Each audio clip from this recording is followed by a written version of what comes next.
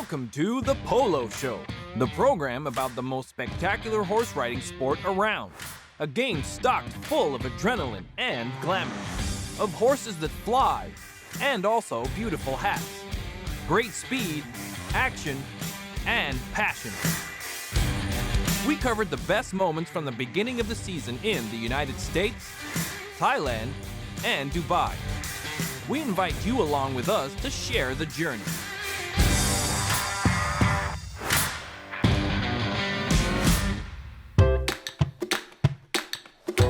First, how about we start with an introduction to the basics of the sport.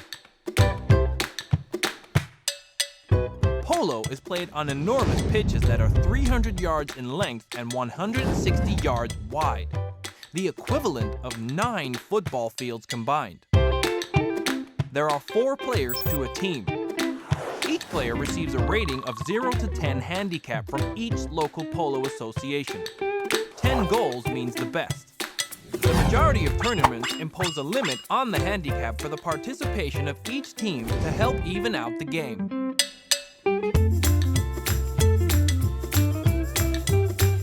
Normally, 6 periods of 7.5 minutes are played, which are known as chukkers.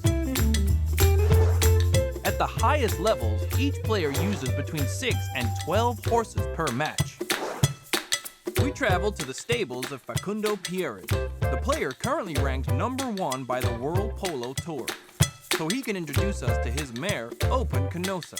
She was voted Horse of the Year for her performance during the 2019 U.S. season.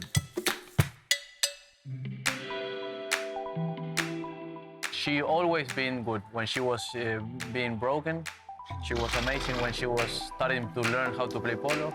And when she was 5 and 6 years old, she was on the top of the group of all those horses. She's always been amazing, so I think that's natural.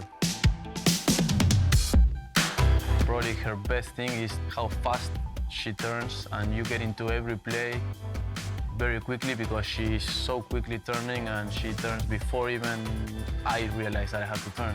And also, she's very explosive, and I like horses that are explosive from the first 10 meters.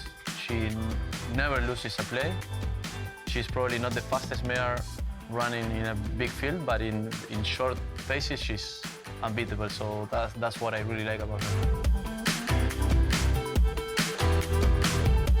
So, Open Canosa reads the game better than you? Probably yes. She's faster and quicker. Sometimes she reads the play even before I do, and when you have a horse like that, it's a big advantage for the player. So I'm very lucky to play her. It's her first season here. She just came here in January, and it's not easy. Always those horses who come on the first year, it's not easy for them. They usually do better in the second season or the third. That's very good for me. Congratulations to Ellerstina for the breeding of the multi-award-winning mare Open Canosa. Taking advantage of her speed, we traveled to Thailand, headquarters for the beginning of the season in Asia with the already consecrated Thai Polo Open. There we are received by Santiago Bachman of the Thai Polo and Equestrian Club, so he can tell us about what's to be expected by those who decide to come and play the season in Thailand. Here, and most of the people is really surprised when they come to the club and found 3 full fields, 2 stick and ball areas. It's the same that to be in Argentina or England or really good places in Europe or Australia. If you could ask the horses, what do you think they would say about their stay at the club? Well, I wish we can, but definitely I think they have a good time here because we have a lot of paddocks. So you can have a full morning or a full afternoon your horse in the paddock. If anything happens, you are less than a kilometer away from a horse hospital. We know it's hard to bring them here, and they come from such a long way, that all what can we do to reduce the stress or the injury possibilities we do. It was a final filled with suspense, defined in a supplementary chukker by the La Familia team. Mohamed Moyes, member of the winning team and president of the Royal Malaysian Polo Association. Did you enjoy the game? What a final today, huh? Until the last second, we don't know who's going to win. And it was a great final. It was played, I think it was hard polo, fast, and it was good, it was hard, it was good sportsmanship. You know, everyone enjoyed themselves, played fair, played hard, and at the end of the day, you know, we were just lucky to win in the last second. Polo won today. You know, the real winner is Polo, and Polo among friends. So we've proven that you can play with friends, and you can be friends on the field during the game, after the game, and still have a great game of polo. I hope spectators enjoyed the game. On the same stage, a few weeks later, a new edition of the Pink Polo Women's Tournament was held, a pioneering initiative used to support raising awareness of breast cancer. It's an incredible feeling today to win the finals. The 4 teams in this tournament have been super competitive, and all the games have been really close, like half a goal or 1 goal in. So it's an absolute pleasure to be bringing the trophy home today. So many people watching, and I know that my mum and my sister are watching back home in England, and my cousin in Zambia. So when I know that they're watching from other countries, that gives me some support. Such happiness, Hazel. Is it only due to winning the pink polo, or could it also be down to being considered the best polo player at present? We follow you to Dubai so you can tell us from the beginning. When did you first start playing polo? It was my passion from when I was young, and as soon as I finished studying, I found the first opportunity which I could find, and I went out to New Zealand, and I was working with the horses and playing as much as I could. 10 years ago, when I entered this world of polo, it really was quite male-orientated. So for a woman to enter this world and try and compete against these guys, of course, these people really didn't understand so much. Myself, personally, I'm very competitive, and I've got this passion, so I can't leave it. So I've always been fighting to make it through. Luckily, the polo world changed, and it is so mixed now. It's like we've got plenty of women playing. I mean, the percentage, I don't know the statistics, but I think it's balancing out. We feel very welcome. We've made our mark, and thanks to some of the people, the likes of Claire Tomlinson and Sunny Hale, now it's very easy for us to come through, realistically. Coming up next, we have the best from Dubai. We'll be right back.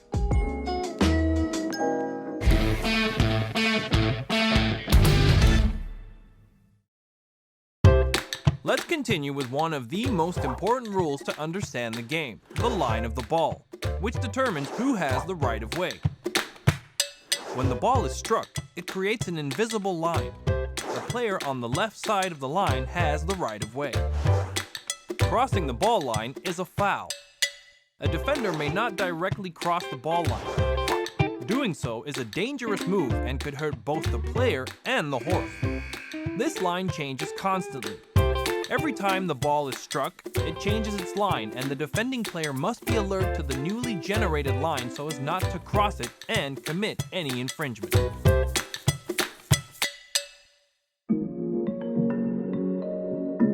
The year commences with the Dubai Polo Gold Cup Series in Al Habtoor Polo Resort and Club, where the most important tournaments of the region are disputed, in a luxurious space full of entertainment and pure enjoyment. The Dubai Gold Cup Series consists of 4 tournaments, 2 with a 10-goal handicap and 2 with an 18-goal handicap.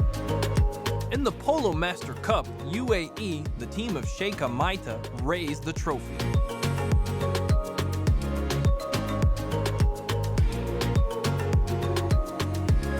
Afterwards came the Challenge Cup, and once again, UAE was victorious, thanks largely to the participation of Luquitas Monteverde, at just 13 years of age. The Silver Cup raised the bar of the competition by setting an 18-goal handicap. Bet you can't guess who won it. With the formation adjusted to the handicap, the unstoppable team of UAE reached the podium. Let's meet the mentor behind the organization of these tournaments. Could you please introduce yourself and tell us why you are so passionate about polo? My name is Mohammed Al Habtoor. I'm the CEO and Vice Chairman of Al Habtoor Group. I think working hard and getting motivated, it all depends on the whole atmosphere around you. My father is a hard worker, and working with him, you have 2 choices. Either you work harder than him, or you go and find a job outside. In these days, my relaxing time is going playing polo. really. And even sometimes, if I don't have polo, if I finish my work, I will get in the car and just go to the polo fields and just walk with the fields with the team there, the ground team, and look at the grass and look at this. I admire these things. When I go there, even checking the polo field and checking the polo club is part of my business, but it is for me more relaxing, seeing horses, seeing all this green that you don't really see it in Dubai.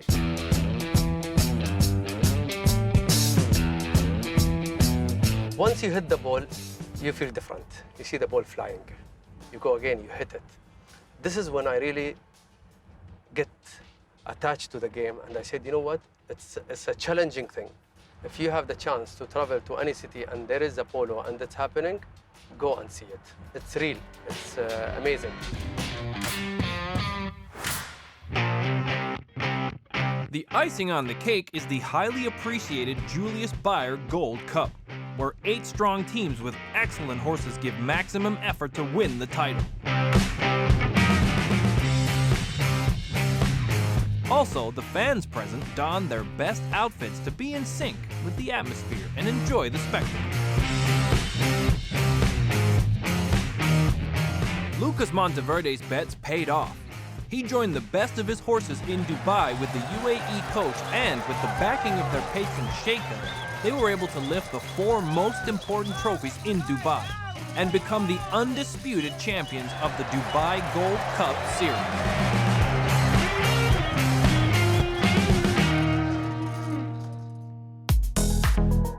Kiki Schneider is a German polo player who combines polo with another sport that allows her to feel the strength of the wind in her face. Which sport would that be, Kiki? Can you tell us? I've been born into a polo family, luckily. So my father is playing since 35 years already, and my brother as well. So I grew up basically in a polo stable, running around there, taking care of the horses, started playing a little bit. And yeah, and it's in my life since ever. I did a tandem jump, like a skydiving tandem jump on Sylt Island, which is super beautiful because you have an amazing view. I was just saying to a friend that flying a parachute is a little bit like riding a horse. It's definitely both sports are full of speed. The air in your face and like to have this connection with the horse is something that can never be done in any other sports because I'm like super horse addicted. But skydiving, to have this view and, you know, like to be up there and actually discover a completely new element is something also uncomparable. So both sports definitely have their own thrill. Coming up next, we have the main course, the U.S. polo season, and much more. Stay tuned. We'll be right back.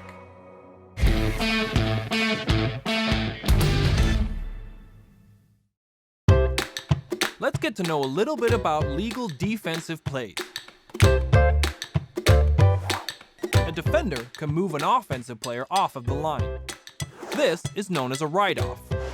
It is permitted for a player to pull up alongside and bump into an opponent, to push them away from the line of the ball. Also, a defender may hit an offensive player's mallet. This is known as a hook.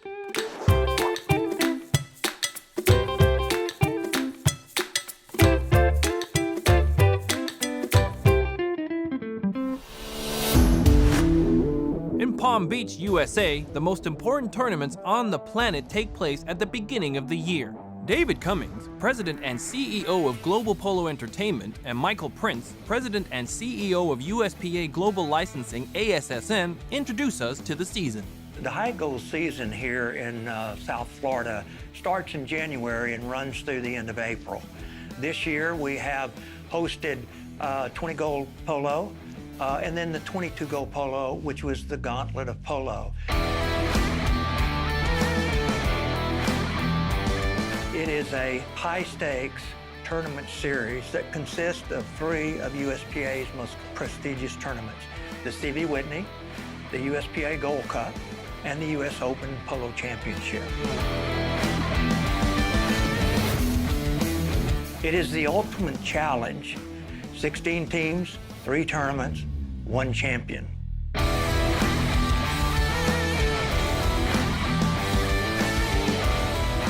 all 16 teams that participated in the Gauntlet of Polo wore our logo, our Double Horseman USPA logo. That's the first time that it ever happened in the history of the sport and the history of our brand.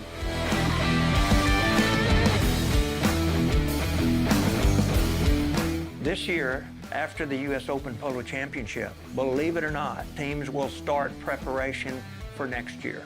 This is a long process, and put a team together that has chemistry, that click, where they can feed off of each other, and obviously they want to win the game.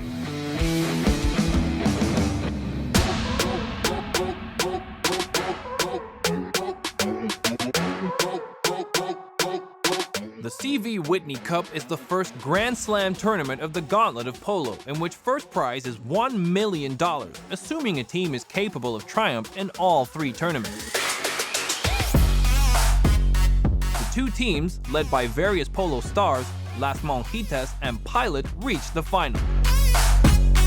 On one side, we have the tough Hilario Ulloa, who gives his all in every contested ball. Opposite him is solidity and talent in the shape of brothers Gonzalo and Facundo Pierres. A score of 13-6 spelled victory for Pilot, as they took the first tournament and received a giant check with lots of zeros. With another huge check at stake in the USPA Gold Cup, Pilot was once again in the final, and would come up against Aspen and face off against cousin Polito Pierres and brother-in-law Lucas James. The game was extremely even and defined in an extra chukker via a penalty taken by superstar Facundo Pierres, which confirmed Pilot's second success of the year.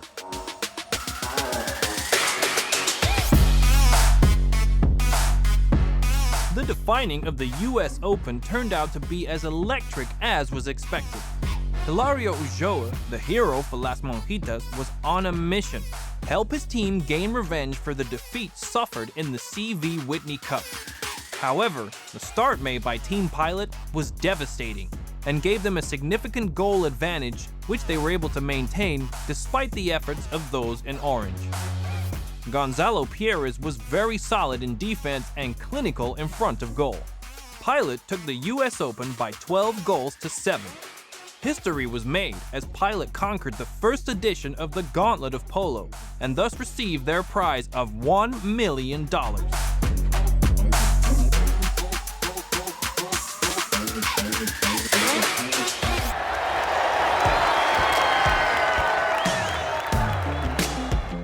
Curtis Pilot tells us what it means to have won all the top tournaments of the US season.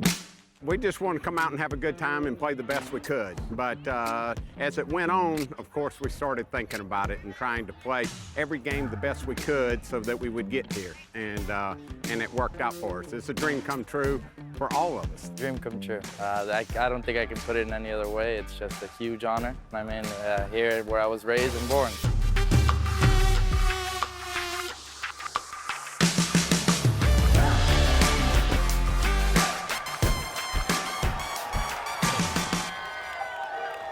Gonzalo Pierres is the strategist within the formation of Pilot. What is needed to compete at the highest level of polo in the US? First you need the place, then you need to find the right players. Sometimes the bad results can make you split, or the team, if it doesn't work, they want to change. And normally when you win, it's impossible to repeat the same team because somebody's going up. So the next year, you're not able to start with 1 goal more. It's not allowed in the rules. Then you need good horses, good players with bad horses, they don't do much. And normal players with good horses can win you games too. This year I think we had around 80 horses. I think it's 60 or 70% of the game for sure.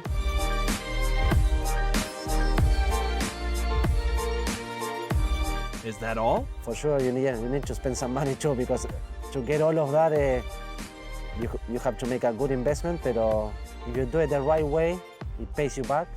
It appears that Pilot kept good accounts this year of 2019. As Gonzalo Pierres said, they were paid back.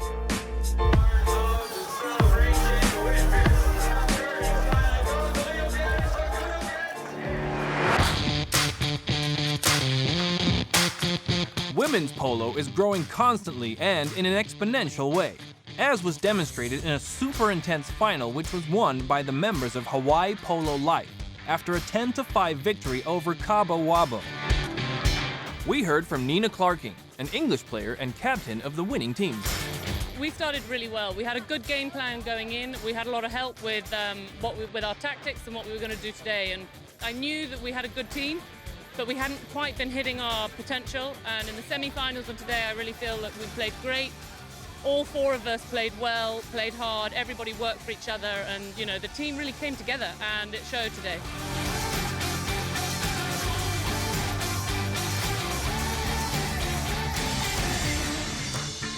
The U.S. Open Women's Polo Championship was very fortunate to be able to partner with Susan G. Komen in Florida to help raise awareness about breast cancer. We felt it very important to partner with Komen and to help save lives. It's great to see women's polo being given the exposure it deserves and the platform for us to perform. And there's a lot of people coming through who are very talented polo players, and it's only going to get better and better.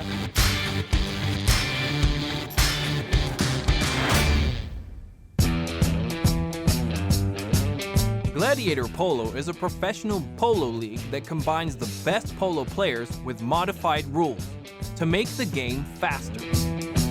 The event takes place at the U.S. Polo Coliseum. There are 3 players on each team, which are designated by iconic regional cities, and they battle it out during the season for exceptional prize money.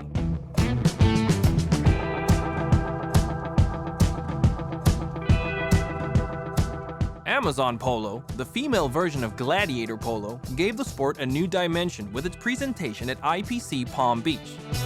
Leah Salvo and Hayla Jackson-Guyona of the winning team share their sensations. I think it's such a great idea that has to be exported to the world, and hopefully this is the first one of many, many more coming. This is just the beginning. It's incredible. This was it felt so good, and it was only the first match, so I feel like this is the start of something. I really hope I can take part in it again because this was too much fun. This kind of field is probably the best I've ever played on. The ball rolls really, really well, so it's much easier to hit. I think that makes it a lot more faster and fun to watch. We had a pretty average start, to say the least. We started off pretty slow and gave away a few fouls, but we had a bit of a change up at half-time. We really came back, and we said at half-time, like, come on, let's go do it, and finally we did it. We hope you have enjoyed the first episode of The Polo Show. We'll meet again soon. Keep up to date via PoloLine.tv and PLTV OK.